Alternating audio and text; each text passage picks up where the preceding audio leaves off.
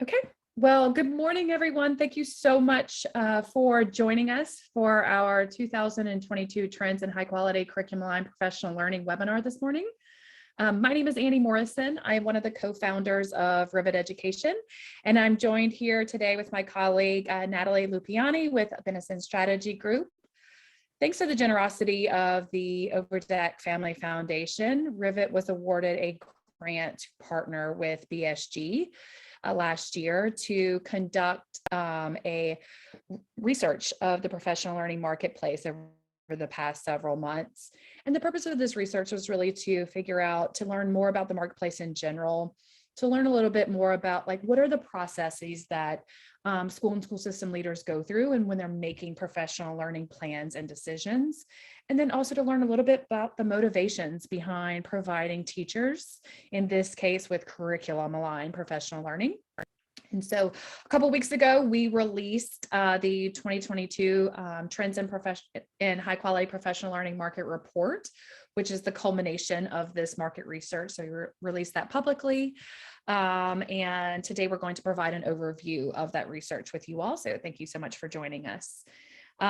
We are going to be using this research as an organization to have conversations with professional learning organizations, school and school system leaders, state education agencies, funders, and other K-12 organizations across the country about really helping to build the awareness of the importance of really providing teachers with high quality professional learning. Because as an organization, we believe that when teachers have that high quality support, they're able to provide students with the educational opportunities that they want and deserve. And we're also going to be using this research to make some changes to our professional learning partner guide, which I will share with you all later on in today's call. And so, again, we'll spend our time today kind of digging into this research, sharing some of those key insights with you all. We're also going to be sharing some recommendations that we have, in particular for school and school system leaders, on how to ensure teachers are being provided with the professional learning they want and deserve. And then also to talk about how you all may engage with Rivet and support us in our efforts to communicate the need for this type of professional learning more broadly across the country. But before we dig into the research, and I have Natalie kind of share some of those insights with you all, I wanted to just provide a little bit of a backstory on why we did this research in the first place. And we did this mainly because as an organization, Rivet recognizes, and thanks to our good friends in DNTP who released some research called the Opportunity Myth a few years ago, we know that far too few students across the country are leaving their K-12 experiences truly equipped with the knowledge and skills they need to be successful, whether that's in college, whether that's career, or just life in general. We know that they're not leaving our doors fully prepared for those experiences in a lot of cases. And as you can see here from this stat, to try to drive that point home is that, in the Opportunity Myth, and in their study, TNT found that 70% of students do aspire to go on to some sort of career that requires college level coursework. However, only 17% of them are actually having opportunities in their high school experiences to engage in coursework that's actually going to prepare them for success in college, which is a problem, right? And this isn't due to a lack of extreme effort on the part of educators, many of you who are on the call with us today, and of teachers and schools and school system leaders.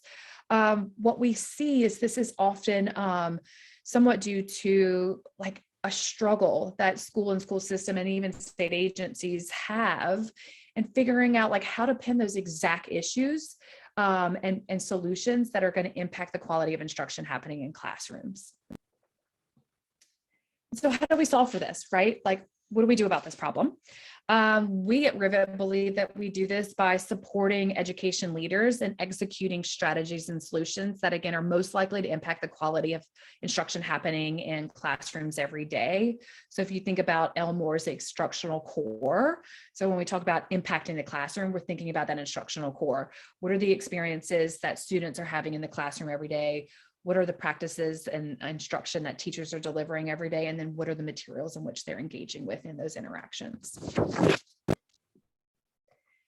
And so we believe at Rivet that the investment in high quality instructional materials and aligned professional learning are some of the most important investments that schools and school systems can make to actually impact the quality of instruction happening in classrooms. However, we also recognize that changing to this more rigorous instruction is really hard work, and that results are not going to happen overnight. Teachers really do need strong support from their district and school leaders and peers, and sometimes even outside experts to really skillfully use their instructional materials. But when teachers are set up to succeed, students have the best chance for success. And so as an organization, just a little quick introduction, again, we define high quality professional learning and create tools and services that support state and local education agencies in putting that definition into practice. And so the market research that we are providing today is in service to our mission. And see this as one of the tools and resources that helps school and school system leaders across the country, again, put high quality professional learning into practice. So at this time, I'm going to turn it over to Natalie, again, who's going to share some of those insights from our market research with you all today. So Natalie, take it away. Thank you, Annie, and I believe I'm unmuted. Great. Thanks for letting me participate in this today. I'm really excited to just share what we learned in the research. Just a reminder for everyone, though, before we move forward, I will obviously be sharing the key learnings with you, and I'd really love to hear any questions that you might have. So if you do have questions, just please remember to add them to the Q&A, and we will address any that come up. Yep. Thanks, Natalie. Yeah. And so to start, I really would like to go over what we did to uncover really the current trends in high quality curriculum aligned professional learning. We engaged in a multi-step process of research. We did conduct 2 phases of research, one of which was quantitative and one of which was qualitative. We punctuated those 2 with message ideation, and I'll explain that in just a bit. I'll go into now the first step, which was the survey. This is a quantitative method. This is what we started with. It was a 20-minute online survey among a total of 380 respondents. The responses came from a mix of school leaders and teachers, and the work was conducted from late December of last year to early January of this year. We were able to generate from this survey learnings on the current state of professional learning, as well as the professional learning marketplace that's out there for decision makers and the PL decision-making process. And so this slide shows, just at a high level, among the 380 people who completed our survey, the proportions that were teachers, school system leaders, and principals and vice principals on the left-hand side. You can see that in the position pie chart. And you can also see the spread across regions. So you can see we had a very good representation really from all regions throughout the country. And on the next slide, we have just a breakout here, a little bit separate of teachers and leaders. We did want to delve just a bit further into leaders. There's a bit more to kind of untangle there. You can see the age ranges of the teachers here. We skew a bit younger for the teachers, and tenure tends to be in the 9 years or less range. The majority are 9 years or less. For leaders, it's a little bit different. They skew just a little bit older. They skew a little bit more tenured, as one would expect for a leadership position. But then we also see a difference, about a 50-50 split, a bit more leaning towards being primary decision makers. But we also do have some leaders who share in decision making. And then just a bit more specifically, of our leaders, what percentage are school system leaders versus principals and vice principals. Now, in the second step after the survey, we moved into message ideation. Now that we better understood attitudes and behaviors around professional learning, we were able to pinpoint topics for messages that we felt would resonate. The data really pointed to a number of different messages and topics, but ultimately we collaborated with Rivet Education and Benenson Strategy Group, and we arrived at a total of 6 messages to test among both leaders and teachers in the final phase of research. And the third and final step of the research then was a set of 30 qualitative in-depth interviews among professional learning decision makers and school leaders and teachers. We conducted our IDIs over the course of several weeks, really from February 17th to March 14th of this year, so very, very recently.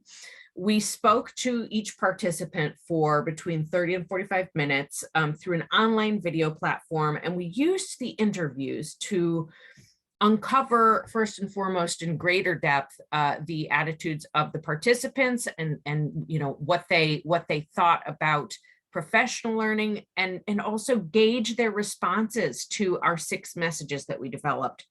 But most importantly, we wanted to understand why they reacted to the messages the way that they did. What were the emotional reasons? What were the logistical reasons? And so coming out of the final phase through the analysis, we were able to develop the narrative that's going to help Rivet, have those conversations about professional learning that Annie mentioned earlier, and hopefully to help change some PL planning behaviors in a very positive way.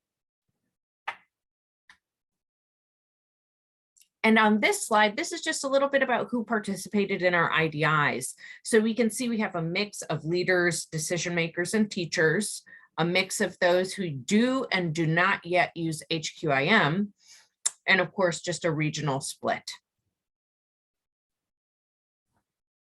So I will go ahead and just dive right into the results of the research at this point.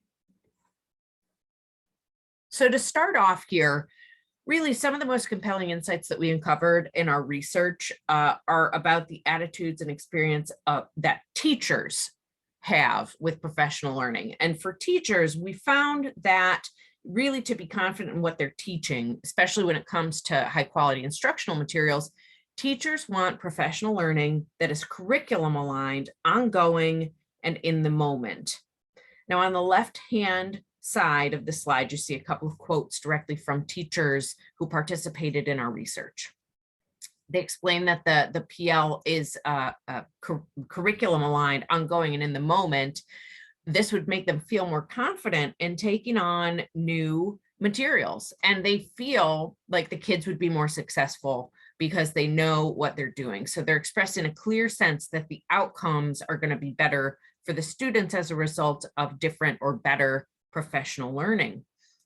And on the right-hand side of the slide, you see the type of professional learning that teachers feel is most important for them to receive. The top sentiment is that professional learning that helps teachers effectively use their current instructional materials is most important. And in second place comes professional learning that provides teachers with continuous support on instructional materials. And in third place, we see professional learning that allows teachers to practice new skills and receive feedback from experts. So this really speaks directly to the need for in the moment professional learning.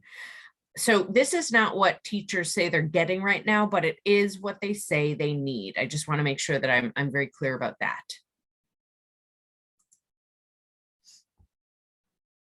Now, according to the study, teachers are currently receiving curriculum aligned professional learning. So on the left-hand side, we see 95% of leaders telling us that teachers have been provided with curriculum aligned professional learning over the past school year. And 89% of teachers say that they've been provided with curriculum aligned professional learning. So they're largely in agreement.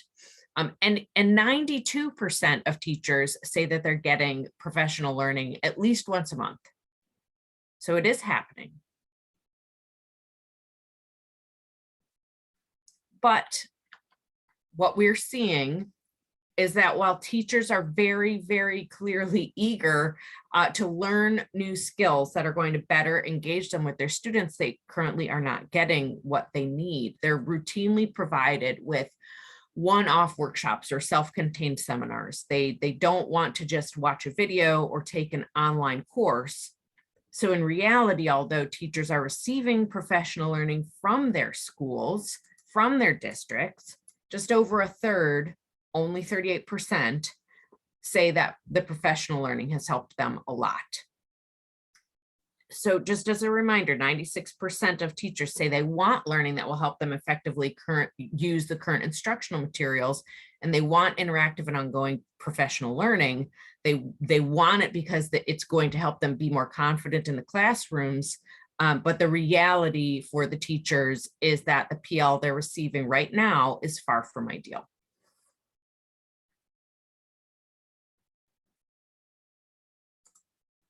Now, interestingly, when we shift the lens to the leaders, we see that they also define professional learning as ongoing, collaborative, and individualized. And on the left-hand side, we see over half of leaders say professional learning must be active, ongoing, and focused, and that it must offer the chance for teachers to collaborate and work on better strategies and practices for teaching. And nearly half say professional learning must be responsive in real time to the needs of teachers and students. But at the same time, leaders are also acknowledging that they struggle to provide this type of professional learning to their teachers. In the words of one school leader in particular, we see they would love to see us offer additional high quality professional development and partner with outside resources more, but they also say we're just giving them the quick information when it really should be good professional development they can utilize in their classrooms.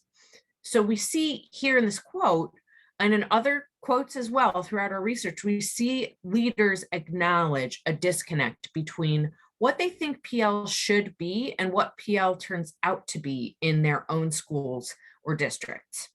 The question we had was why? Why is there this disconnect between what leaders think is needed and what they ultimately provide? And I want you to keep this question in mind as we continue.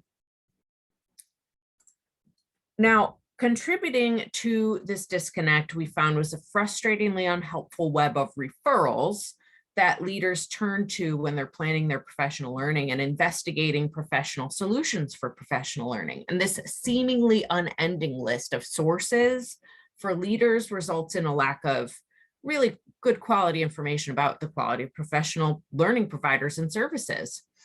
On the right-hand side of the slide, you see the top referrals for leaders with the most cited sources on top.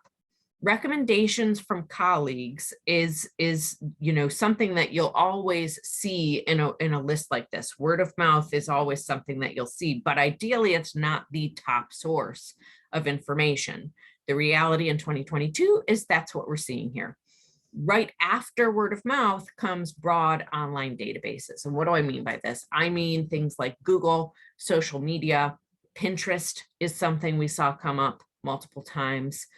So folks are looking for professional learning information and ideas on Pinterest and on Google, and they're looking to these sources more often than the websites and resources that are more specifically dedicated to education, whether it is provided by a private or state-based entity. But when we look at how teachers talk about their search, they clearly have the right intentions. On the left-hand side, you see from school leaders that they want to make sure whatever the PL provider is sharing with us is not something so far off from what we do that we're not going to be able to implement it. We see that they want to know what the professional learning providers know and how you're going to help me empower my people. Their intention is good. They're asking themselves the right questions, but they lack a clearly defined process or a trusted resource to get those questions answered. Now, again, remember the question that we had in mind was why the disconnect? And the more fulsome answer to that question seems to lie in some very real and very powerful emotions. In the quantitative research, we found that there was some frustration and confusion when it comes to planning professional learning, and the qualitative research helped us uncover what's actually driving those emotions. It turns out that leaders have a sense of fear around choosing professional learning that is going to engage teachers. In particular, they fear that one bad experience with an external provider is going to cause teachers to write off professional learning altogether. Fear often pushes the leaders to use internal professional learning because it gives them a sense of control, and it lowers the risk of wasting money on an expensive outside provider. Specifically, leaders fear choosing the wrong outside professional learning provider, lest their investment be deemed not worth it. They fear that the PL they choose isn't going to meet the needs of every teacher, and they fear that they're going to be blamed personally for a PL provider not delivering the results they promised. The fears and pressures push these decision makers to stick with what they can control, which for them is internal professional learning. And one school leader told us, I use internal resources because then I can control it. I can manipulate it, and that's important to me. And so if I turn it over, I relinquish it to somebody else and then lose control.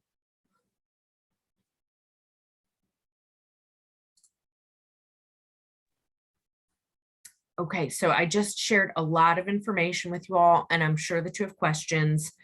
Let's just pause for a moment to see if there are any questions coming through in the Q&A. Annie, if you see any come in, go ahead and let me know. Yeah, and go ahead and drop some of those questions in. I think one of the questions we had was just, again, about accessing the report. And so we are going to, after today's call, we are going to share with you all a copy of this presentation along with the recording. And the link to download the report is going to be included in that email from us. So we'll be sending that directly to you all. Or if you don't want to wait on our email, go to riveteducation.org and go to our resources page and you can download it there as well. Let me scroll through. I think a lot of these are just people saying hello.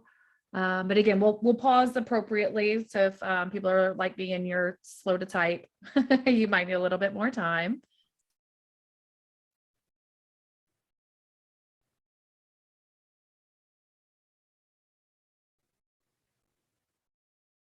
I'm not seeing any questions specific to the research just yet, Natalie. So we can shift gears then, and I can share with you all just some details about like, what do we do with all this information, right? Like, you know, what is Rivet and BSG, you know, going to do with this information? Also, what do we recommend to the field that they do with this information? But again, if y'all have more questions, if you're like, as you're going through, like, oh, I wanted to ask this, just go ahead, drop them in the chat. We'll pause again in a minute.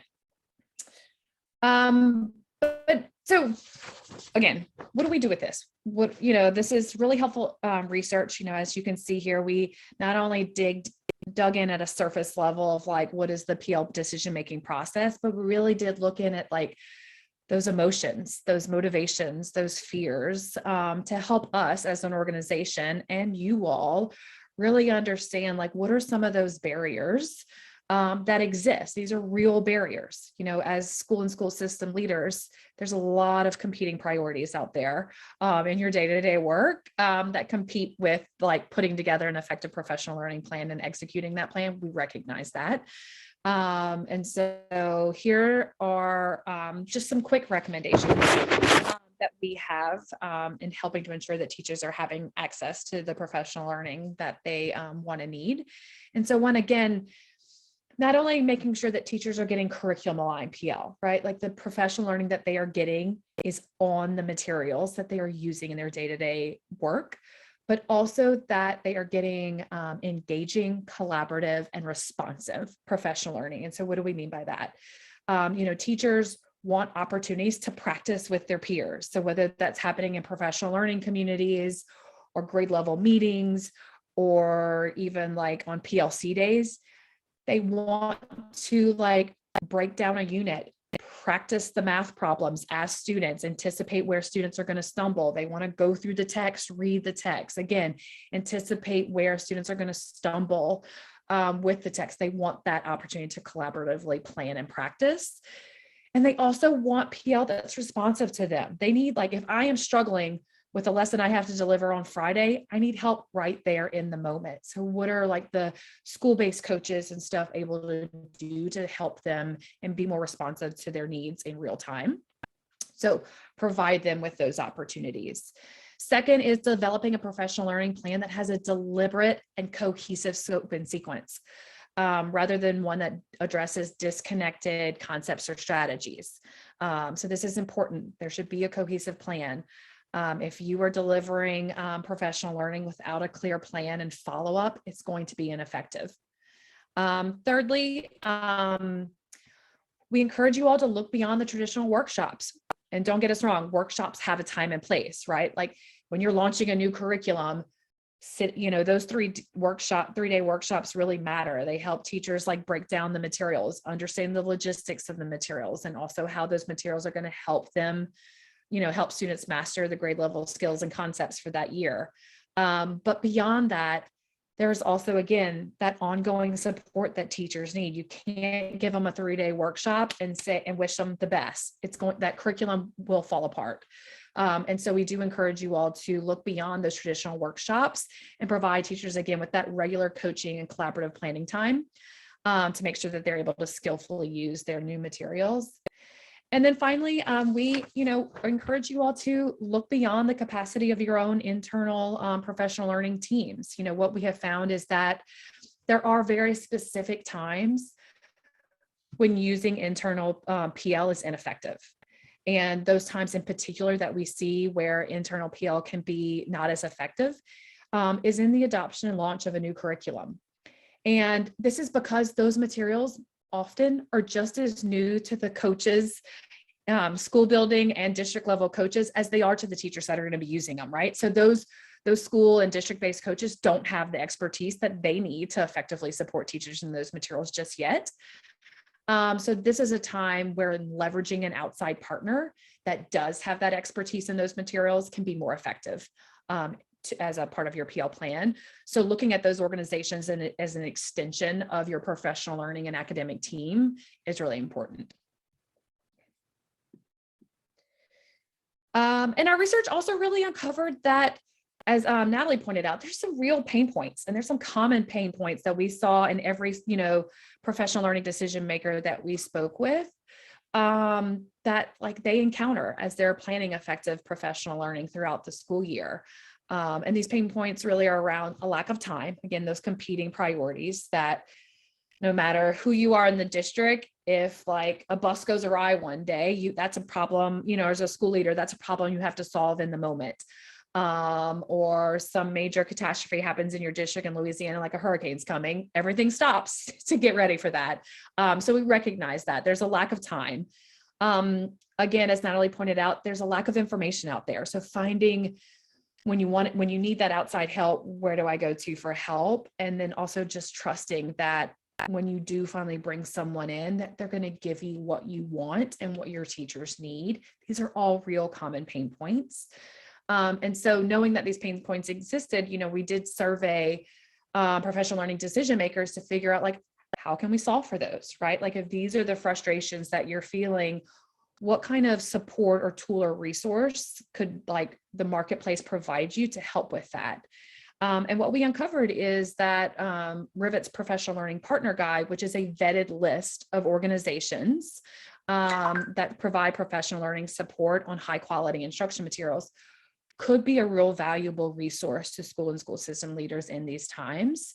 And so for those of you that may be familiar with Ed Reports and the way that Ed Reports reviews and rates curriculum, the Professional Learning Partner Guide does the same for professional learning organizations and also publishers that also provide professional learning. So we have a group of reviewers across the country that review these materials and service providers and determine if they are high quality and if these service providers really do have expertise in these materials. And so I'd love a moment for those of you that have probably never seen the Professional Learning Partner Guide to share a little bit with you today so you can better understand how it could help you all in your professional learning decision-making. So I'm just going to share this quick video that gives a quick overview.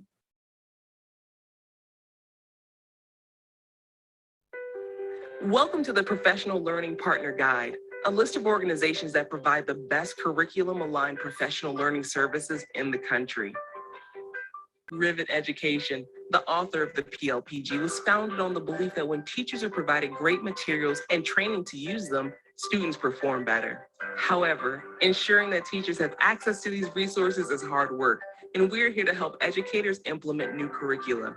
We created the Professional Learning Partner Guide to point school and district leaders to high-quality professional learning providers that meet their unique instructional needs. Whether you need help selecting a new curriculum or ongoing coaching support for teachers and school leaders on the curriculum you already have, we can help. Using the PLPG, you can search for partners by the type of support they provide and by the curriculum they support. All of the recommended partners featured on our site have been evaluated against a rigorous set of criteria by our expert review team to ensure their services are of the highest quality. Through a 3-step evaluation process, applicants submit professional learning material such as training presentations, course scope and sequence, or coaching notes for review by our team. Organizations that pass the evaluation are included in the PLPG. For more information about our review process, visit our About page. Once you curate a list of potential partners, you can view specific information about each partner, such as who they are, the types of districts they work with, services they offer, and how their services help prevent racial bias in classrooms. You can also view a partner's email and phone number, or contact them directly on the site using the contact form. We know that educators need and deserve the best professional learning, but choosing the right partner can be overwhelming. We are here to support you through the entire process. Our resources page offers a variety of tools that can further support you in selecting the right partner, conducting effective interviews with potential candidates, and managing multiple partners in your district.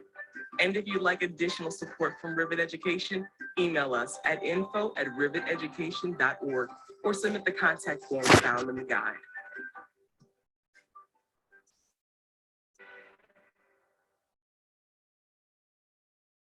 Great. So I'll turn it over to Shadia real quick, who is going to, oh, just kidding. Let me pause her again for questions. So let me take a look at our Q&A to see if we have any new questions that have come about. And again, like we encourage you to drop some questions in. Again, if you have questions about the Professional Learning Partner Guide and how it may help with professional learning decision-making, or again, about the research. Let me check this real quick.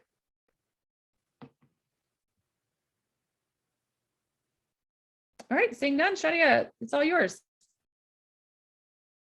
All right, thank you, Annie. Hello, everyone. If you like what you heard today and you think this research could be helpful to others in your state or district, then we hope that you'll help us spread the word.